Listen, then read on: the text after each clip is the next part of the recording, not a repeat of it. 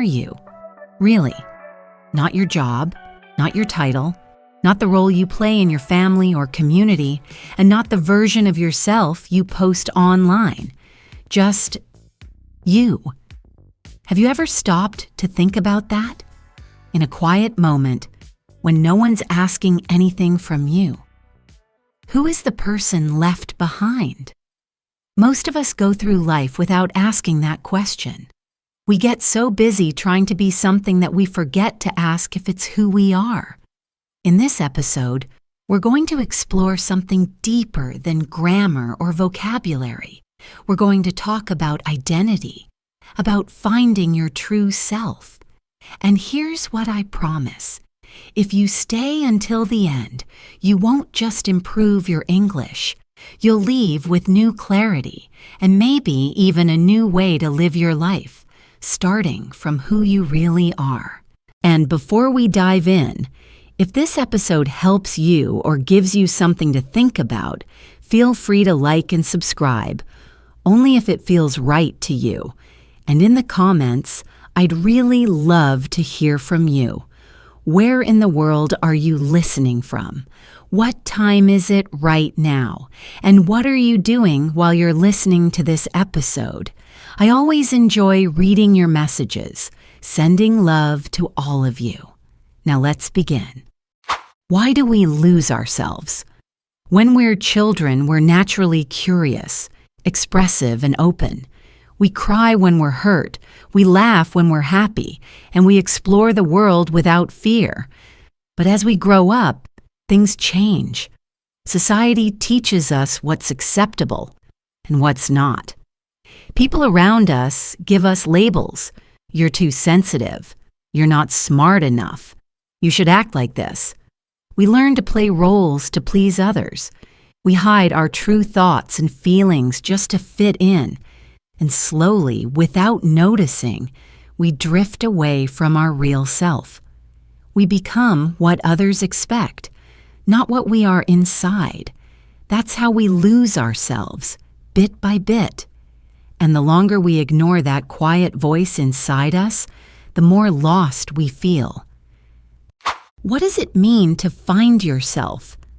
Finding yourself doesn't mean changing everything about your life or suddenly having all the answers. It's not some magical moment where everything becomes clear. Instead, it's a slow, personal process of returning to your core. It means becoming more honest with yourself, recognizing what feels real and what feels fake. It means paying attention to your reactions, your dreams, your energy. You begin to say, "This is who I am," without fear or apology. Finding yourself is not about becoming perfect. It's about becoming true. When you live from that place of truth, your actions feel lighter, your choices feel stronger, and you begin to trust your own path, even if it's different from everyone else's. Why is it hard to be yourself? If being yourself is so important, why is it so hard? The answer is fear. Fear of being judged, fear of being misunderstood, fear of being rejected. We're social beings. We want to feel loved, accepted, and safe. And sometimes that desire pushes us to hide our real thoughts and feelings. We wear a smile when we feel broken. We agree with others just to avoid conflict. We say yes when we want to say no. Over time, these small choices become habits, and those habits create a version of ourselves that isn't honest. That's why being your true self can feel risky. It's like standing naked in a world that expects you to wear a mask. But being real, even when it's hard, is where real peace begins. How do you begin the journey back to yourself? So where do you begin if you've spent years ignoring your true self? The first step is not to change everything overnight. The first step is awareness. Start to notice. What lights you up? What drains your energy? What do you say or do just to keep others happy? You don't need to take big action yet. Just observe. Awareness is powerful. It shines a light on the parts of your life that don't match who you are inside. And once you see it, you can't unsee it. That's where change begins, not with force or pressure, but with quiet honesty. From there, you can slowly start making choices that reflect the real you, not the version you've been performing. Who are you when no one is watching? One of the most honest questions you can ask yourself is, who am I when no one is watching? When there's no audience, no expectations, no pressure to impress, what do? What do you feel drawn to? What brings you joy when there's no one around to see it? These quiet moments are powerful. They strip away the masks we wear in public. In those moments, you may discover a version of yourself that feels simple, natural, even surprising. And that version, that quiet self, is often the most real. The more time you spend with that version, the clearer your path becomes. Because the person you are when no one's watching is who you were always meant to be. Why comparison is dangerous. One of the quickest ways to lose yourself is through constant comparison. We look at other people's lives, what they've achieved, how they look, what they post online, and we start to feel small. We think, I should be more like them. But here's the truth. Comparison kills creativity, peace, and joy. It makes you chase a life that isn't yours. What you don't see is the full picture behind those perfect moments. You don't see the struggles, the doubts, the behind-the-scenes reality. And more importantly, their path isn't meant to be yours. You have your own rhythm, your own timing, your own truth. When you stop comparing and start focusing on your own journey, you begin to grow from the inside out. What does it mean to live your truth? Living your truth means you no longer hide the parts of yourself that make you different. It means making choices that reflect what you really believe, not what others expect. It might mean changing careers, ending a relationship, or simply saying what you mean. Living your truth isn't always easy. It can feel uncomfortable at first, but it brings a deep sense of peace because you're no longer fighting against yourself. You're no longer playing a role. You begin to feel more whole. And the more you live in alignment with your truth, the more confident and powerful you feel. Not because you're better than others, but because you're finally being honest with yourself. How can you listen to your inner voice? Your inner voice, the quiet feeling inside you, is your most honest guide. But in a noisy world, it's easy to lose that connection. Every day we're surrounded by distractions, phones, opinions, media, pressure. To hear your inner voice again, you need silence. Not just outer silence, but mental space. Try taking short walks without your phone. Sit quietly in the morning. Journal your thoughts without editing them. Slowly, you'll start to hear that voice again. It's not loud. It doesn't shout, but it's wise. It tells you when something feels right or wrong. And when you listen to it, it leads you back to yourself. Why values matter more than goals. Goals are things we want to achieve. Values are what we believe deep down. A person can reach all their goals, money, success, popularity, and still feel empty if those goals don't match their values. For example, if you value connection but your job keeps you isolated, you'll feel tired no matter how successful you are. Values are like your internal compass. They help you decide what feels good and what doesn't. When your daily life reflects your values, you feel more peaceful. You feel more you. So if something feels off, ask yourself not just, what do I want, but what do I believe? That answer will guide you home. How your past shaped your identity. Every person's identity is shaped in some way by the past. The way you were raised, the things people said to you, your early successes or failures, these all leave marks. Maybe someone once told you that you weren't good enough. And a small part of you still believes that today. Or maybe you were praised for being quiet, so you learned to hide your real opinions. These patterns become part of our story, even if we don't realize it. But here's something powerful to remember. Your past explains where you came from, but it doesn't control where you're going. You can thank it for the lessons and then choose something new. Your past may have written your introduction, but you get to write the next chapter. How to let go of the false self. The false self is the version of you that you created to protect yourself, to stay safe, to be accepted, to survive. It's not fake in a bad way. It served a purpose. Maybe you became the people pleaser, or the overachiever, or the quiet one.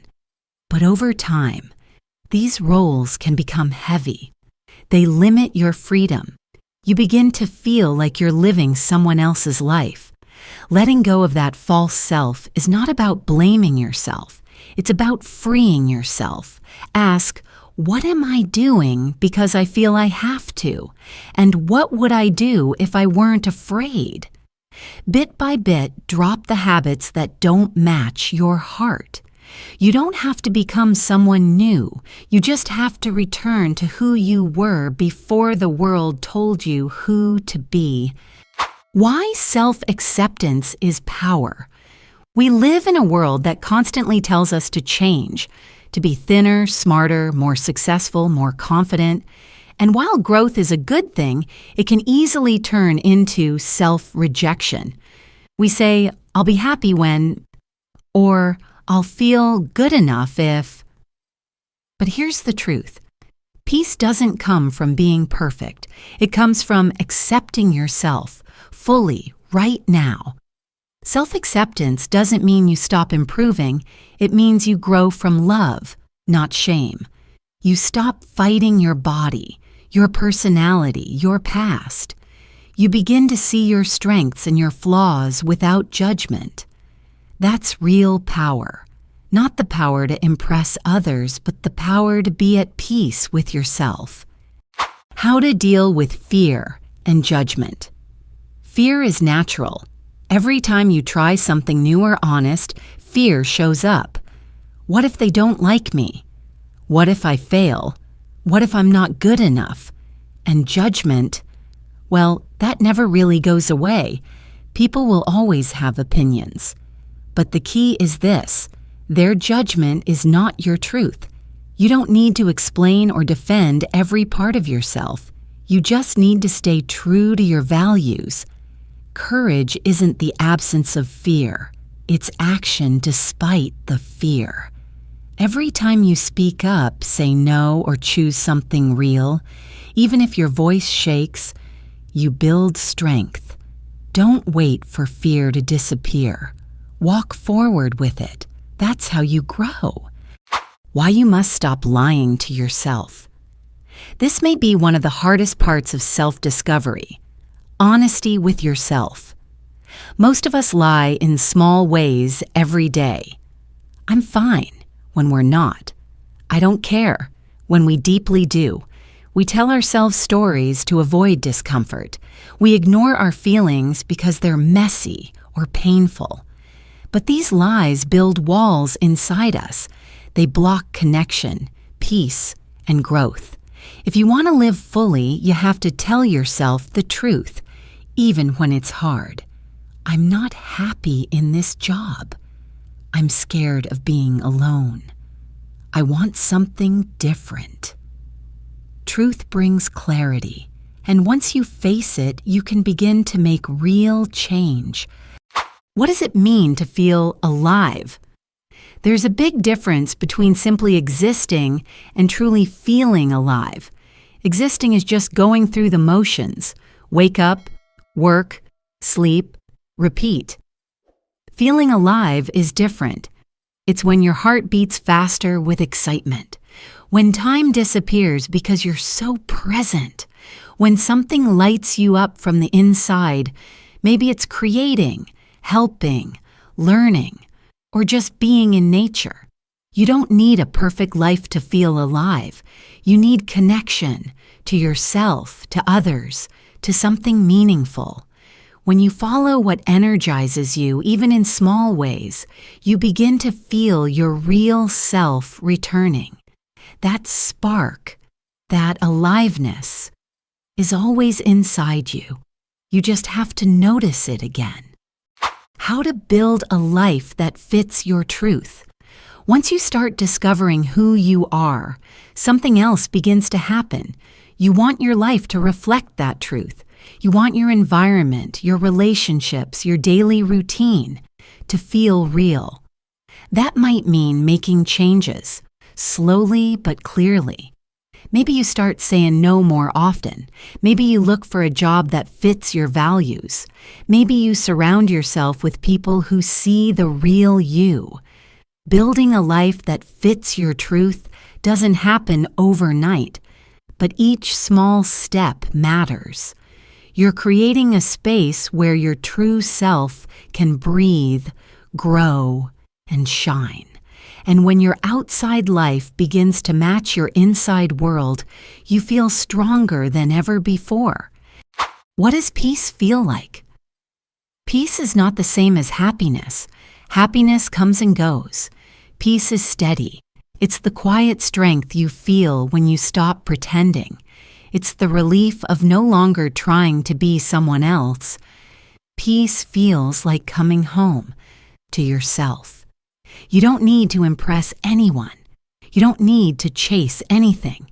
You just are. And that's enough. Sometimes, peace comes when you walk away from things that no longer serve you. Sometimes it's found in deep breaths, slow mornings, honest words. It's not loud or flashy, but once you taste it, you'll realize it's what you were looking for all along. Why your true self is your greatest gift. You have something no one else has. Your voice, your way of thinking, your story, your creativity. When you hide your true self, the world loses something valuable. But when you show up as you light up the room in your own way. Your authenticity is your gift to others. It gives them permission to be themselves, too. Imagine a world where more people were honest, kind, and real. That starts with you. The more you live as your real self, the more you inspire others to do the same. You don't have to be perfect to be powerful. You just have to be real. Life begins when you find yourself. Let's come back to the question we started with. Who are you really? Maybe you don't have a full answer yet. That's okay. This journey is not about becoming someone new. It's about removing what's not you, so you can return to the person you've always been deep inside. Life begins when you stop chasing who you think you should be and start living as who you truly are. That's when everything changes.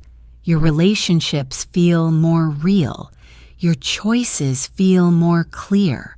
And your heart feels more at peace. Keep walking. Keep reflecting. Keep discovering. Because the more you come home to yourself, the more your life begins. For real.